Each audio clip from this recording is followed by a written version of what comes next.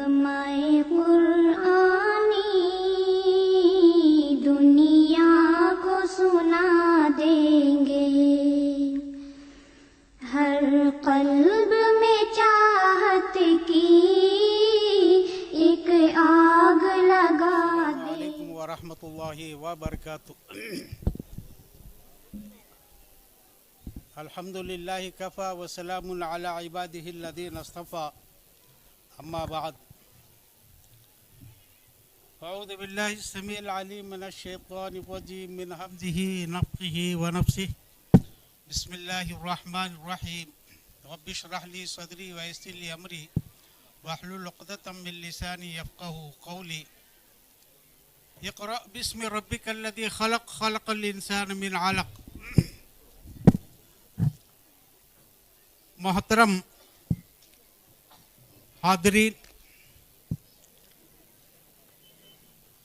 मौलाना मुफ्ती कलीमुल्लाह साहब उमरी मदनी सदर इजलास, डाइस पर तशरीफ़ फरमा मुअक्कर उलमा इकराम और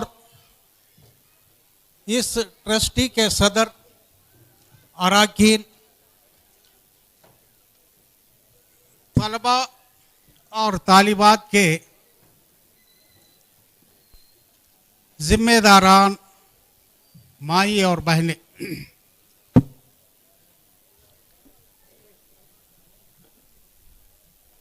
आज जिस तरह किसान को अपनी फसल काटते हुए बड़ी मसरत होती है, खुशी होती है, इसी तरह आज वालिदैन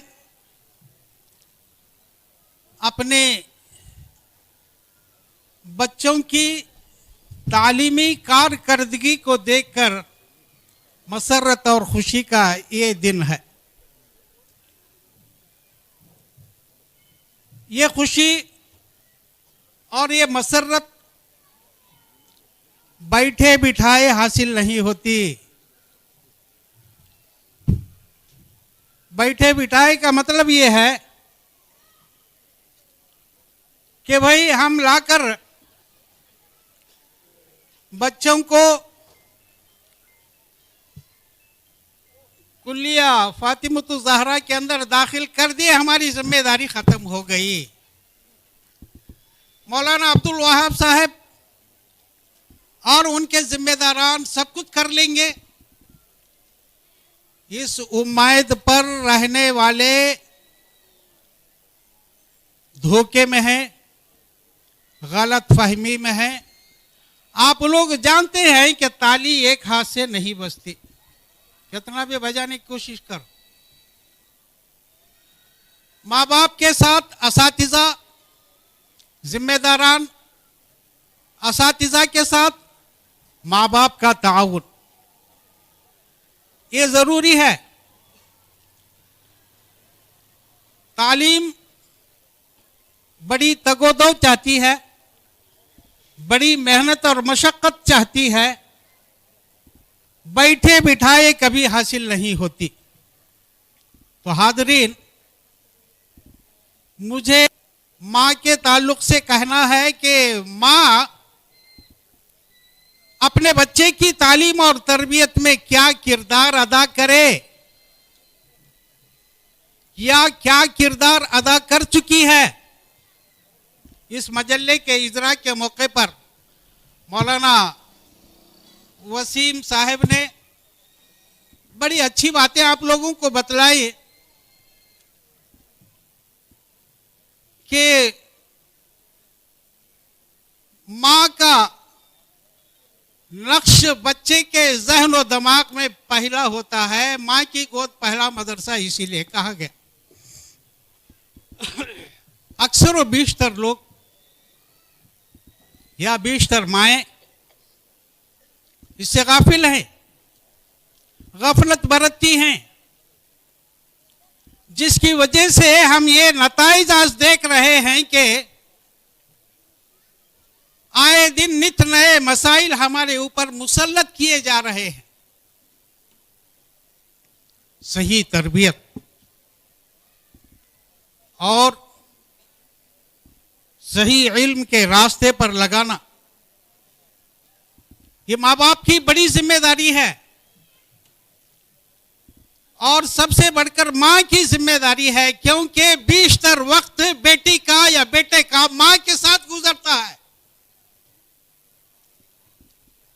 बाप मेहनत मजदूरी करने के लिए या माशी मसला हल करने के लिए बाहर रहता है,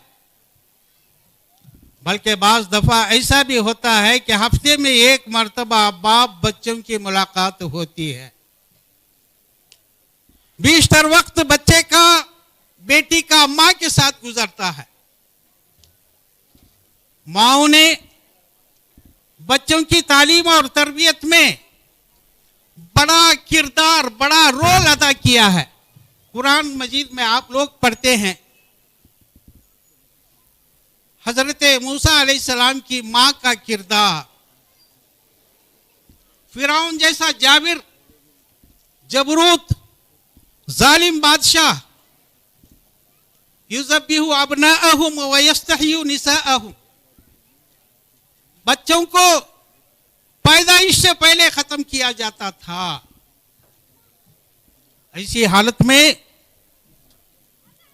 मूसा अलैहिस्सलातु व तस्लीम की विलादत होती है, और वो मां ही थी जिसने उसको चोरी छुपाकर अल्लाह ताला के हुक्म से बच्चे को एक संदूक के अंदर डालकर दरियाए नील के अंदर बहा दिया। वही मूसा हर फिरौने रा मूसास्त एक मुहावरा बन गया। मैं ज्यादा लंबी चौड़ी तफसील में जाना नहीं चाहता, और ये नहीं तफसील का मौका है।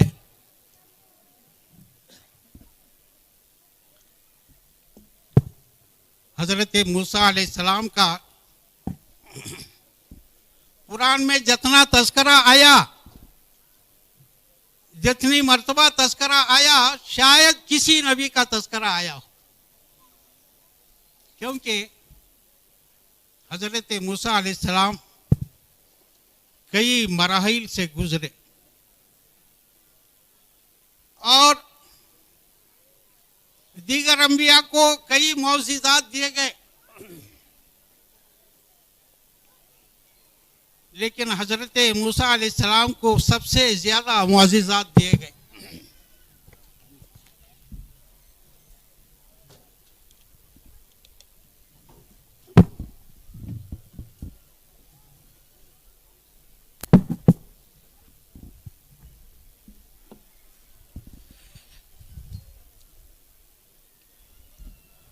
हजरत मूसा अलैहिस्सलाम का कौम बनु इसराइल पर बड़े अजीम एहसानात रहे। मूसा अलैहिस्सलाम के ताल्लुक से, फिर उसके बाद उम्मे इस्माइल, कौन है उम्मे इस्माइल? हजरत हाजरा अलैहिस्सलाम। मैं लंबी चौड़ी तकरीर करने के मूड में भी नहीं हूं, और नहीं मैं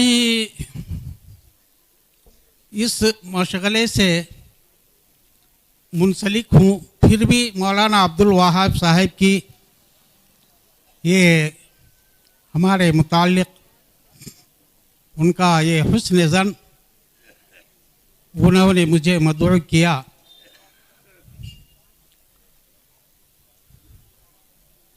हजरत हाजरा के ताल्लुक से आता है हजरत इस्माइल। हजरत इस्माइल कुर्बान होने के लिए, ज़बा होने के लिए तैयार हो रहे हैं। तो उसको तैयार करने वाली कौन थी? वो एक मां ही थी। मां की तरबियत, इसीलिए अल्लामा इकबाल ने कहा, सिखाए किसने इस्माइल को आदाब फर्जंदी, सिखाए किसने इस्माइल को आदाब फर्जंदी। कौन ये आदाब फर्जंदी सिखलाने वाले थे? ये फैजान नजर था या के मकतब की करामत थी? ये फैजान नजर था या के मकतब की करामत थी? सिखाए किसने इस्माइल को आदाब फर्जंदी। बच्चा ज़बा होने के लिए तैयार हो रहा है, कौन बच्चा होगा? ये मां की तरबियत। हाज़रीन, जो बच्चे जवान हैं उनसे मैं गुजारिश करूंगा कि माँ बाप की इताअत और फर्मा बरदारी करें, और जो बच्चे सरताबी करते हैं उनके साथ नाफरमानी करते हैं, गाली गलौज पर, इस्यान और नाफरमानी पर उतर आते हैं, वो जिंदगी भर तड़पते रहते हैं, जिंदगी भर मुसीबतों के अंदर गिरफ्तार होते हैं। वक्ती तौर पर अगर कोई थोड़ी देर के लिए कामयाब होता है तो आखिर में तो कम से कम वो कई एक मसाइब से दो चार होता है। ये माँ का परतव, माँ बाप की खिदमत, बल्कि वो 9 माह तक बच्चे को जो लेकर फिरती है, उसका एक परतव भी हम अदा नहीं कर सकते जिंदगी भर। तो मां बच्चे को बनाती है, मां बच्चे को बिगाड़ती है।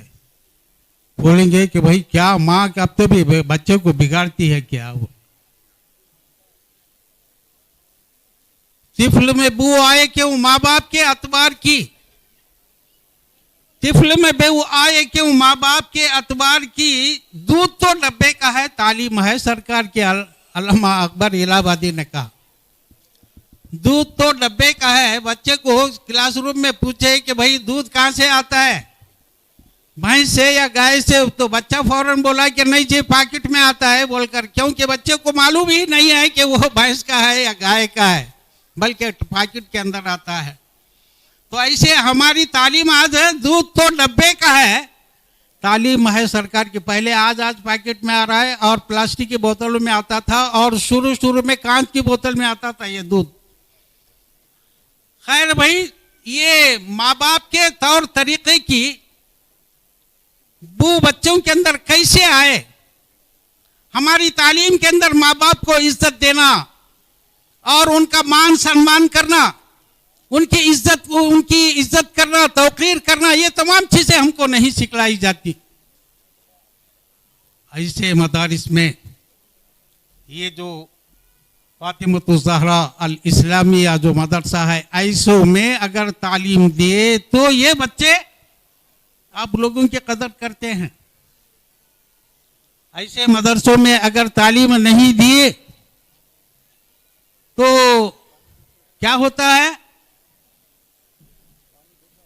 बच्चों को बूढ़े जब माँ बाप जब बूढ़े हो जाते हैं तो बुजुर्गों के घर के अंदर, ओल्ड एज होम के अंदर क्या है, ले जाकर छोड़ दिया जाता है।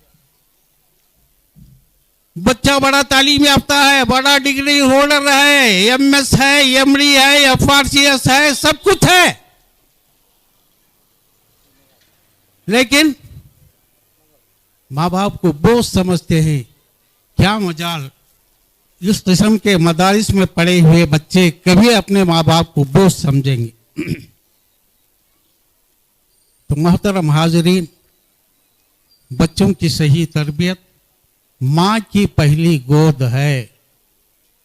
माँ बच्चे को जिस तरह तरबियत, क्या नहीं सुने आप, बेशुमार वाकयात पढ़े हैं साहबा इकराम के अंदर भी और साहबियात के अंदर भी। औरतों ने क्या क्या कारनामे अंजाम दिए, उसके ताल्लुक से भी मैं ज्यादा न कहते हुए वक्त मौजूदा दौर के अंदर हाल ही में जैसे कुछ हम देख रहे हैं, ये लाइट जल रहा है। इस लाइट का मुजिद कौन है? थॉमस